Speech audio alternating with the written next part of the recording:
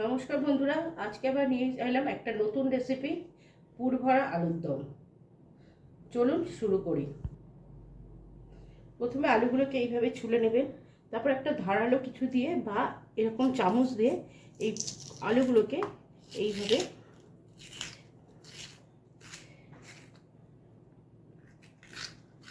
এইভাবে করে নিতে হবে, যাতে আমরা এর ভেতরে পুরগুলো দিতে পারি। এইভাবে সবকটা আমি করে নেব। এই যে দেখুন, এবার এর মধ্যে আমি রেডি পুরগুলো ভরতে পারবো। ফ্রাইং প্যান গরম হয়ে গেছে, আমি এর মধ্যে এবার তেল দিয়ে দিচ্ছি। তেল দিয়ে দিয়েছি, আমি এবার এর মধ্যে আলুগুলো সব ভেজে নেব। একটু নুন হলুদ দেব,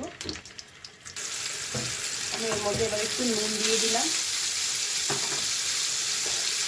আর একটু হলুদ দিয়ে দিলাম।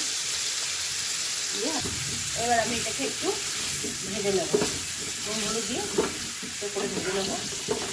আমি এবার নুন হলুদ দিয়ে এটাকে ভালো করে ভেজে নেবো। এটা ভাজতে ভাজতেই হাফ সেদ্ধ হয়ে যাবে, আর আমি ততক্ষণ চলুন পুরটাও বানিয়ে নেব। পুরটা করার জন্য আমি গ্রেট করা পনির নিয়েছি, কাজু নিয়েছি, কিশমিশ নিয়েছি, নুন নিয়েছি স্বাদ মতো, হলুদ, শুকনো লঙ্কা গুঁড়ো, আর একটু জিরের গুঁড়ো, আর একটু ধনের গুঁড়ো, সব নিয়ে এবার আমি এটা মিক্স করে নেব। আমি ওই তেলের মধ্যে একটু জিরে ফোড়ন দিলাম আর দুটো শুকনো লঙ্কা দিলাম, দিয়ে একটু ভাজা ভাজা করে প্রথমে দিয়ে দিলাম টমেটো পিউরি।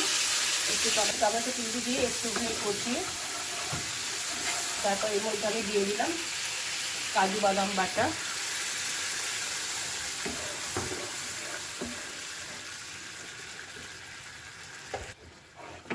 কাজু বাদাম বাটাটা একটু কষে গেছে। এবার আমি এটার মধ্যে দেবো টক দই,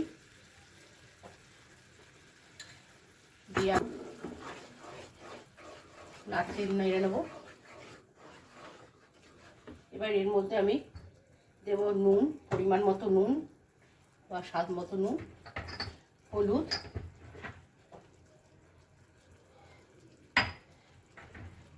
জিরের গুঁড়ো, জিরের গুঁড়ো, জিরের গুঁড়ো, ধনের গুঁড়ো, আর একটু শুকনো লঙ্কার গুঁড়ো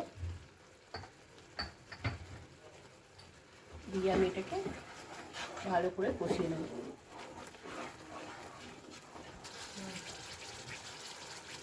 মশলা কষে গেছে, এবার আমি এর মধ্যে আলুগুলোকে দিয়ে দেবো। পুর ভরা আলুগুলো আমি এর মধ্যে দিয়ে দিচ্ছি।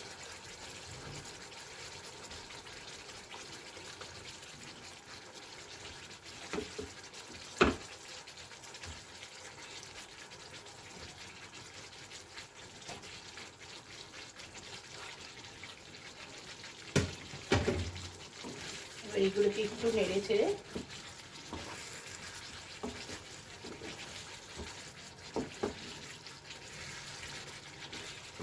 আমি একটু জল দিয়ে দেবো।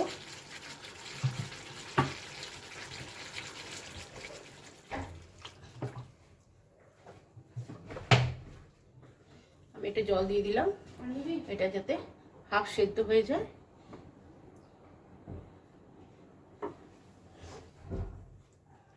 আলুর দম রেডি হয়ে গেছে। এবার আমি এর মধ্যে একটুখানি গরম মশলা দিয়ে দিলাম, গরম মশলা দিয়ে আর একটু নেড়ে দিলাম। নেড়ে এবার একটু এর মধ্যে আমি দুধ মিশিয়ে একটু দুধ দিয়ে দেবো। দুধ দিয়ে একটুখানি ফুটে আসলে আমি এটাকে নামিয়ে ফেলবো। আমার পুর ভরা আলুর দম রেডি। যদি আপনাদের রেসিপিটা ভালো লেগে থাকে তাহলে একটা লাইক, কমেন্ট আর সাবস্ক্রাইব করে দেবেন।